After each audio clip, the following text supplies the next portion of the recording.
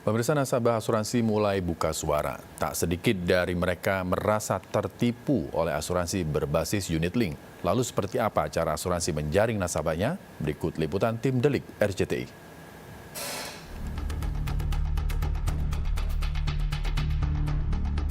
Cerita nasabah yang merugi akibat menempatkan dananya melalui asuransi kian marak. Mulai dari keluhan atas ketidaksesuaian manfaat hingga gagal bayar yang merugikan nasabah. Andrew, salah satu nasabah asuransi, menceritakan pengalamannya sejak 2008. Pegawai swasta ini membuka 5 polis di sebuah perusahaan asuransi demi mendapatkan manfaat yang cukup memuaskan. Sayangnya saat itu Andrew dan keluarga tidak pernah dijelaskan bahwa asuransi tersebut merupakan unit link yang memadukan asuransi dengan investasi. Bahkan saat itu diduga juga terjadi pemalsuan tanda tangan. Penjelasan mengenai unit link aja itu nggak pernah dijelaskan ke yang waktu itu buka polis ke ibu saya, itu nggak pernah dijelaskan. Mungkin kalau misalnya dari awal dijelaskan ya kita nggak punya masalah inilah dari sekarang gitu. Persoalan muncul saat 2016 orang tua Andrew yang didaftarkan sebagai salah satu pemegang polis akan melakukan operasi. Ternyata pihak asuransi tidak mengcover seluruh biaya yang harus ditanggung. Begitupun saat sang ayah meninggal dunia, pihak Andrew kembali gagal mencairkan klaim asuransinya.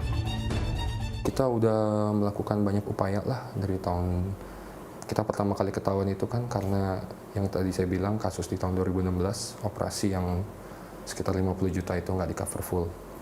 Jadi mulai dari itu pelan-pelan kita coba datengin ke kantor pusat, kita minta data-data kita karena kita ngerasa ada yang janggal nih gitu kan. Akhirnya kita kumpulin data-data kita, lalu kita hubungin customer service, ngajak pertemuan, meeting segala macam berkali-kali itu. Nggak pernah ada hasil memuaskan. Terkait marak perusahaan asuransi bermasalah, Otoritas Jasa Keuangan OJK menduga terjadi kekeliruan dalam proses rekrutmen pembukaan polis sejak awal, di mana proses transparansi dan informatif tidak dilakukan dengan baik. Kalau di produk unit link, inilah yang tadi di awal saya sampaikan, dengan utmost good faith, mestinya perusahaan asuransi melalui agen penjualnya juga menjelaskan kepada si peserta secara transparan berapa biaya-biaya yang dibebankan ke peserta.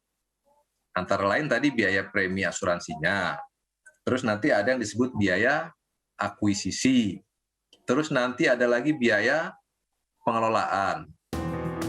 Keterbukaan dalam industri asuransi dibutuhkan guna membangun kepercayaan antara nasabah dan pihak asuransi. Sayangnya demi menggait nasabah, tak jarang perusahaan asuransi kurang transparan kepada nasabah. Kita sudah mengatur, Mbak, dalam pedoman standar ringkasan informasi produk dan layanan SJK tahun 2019.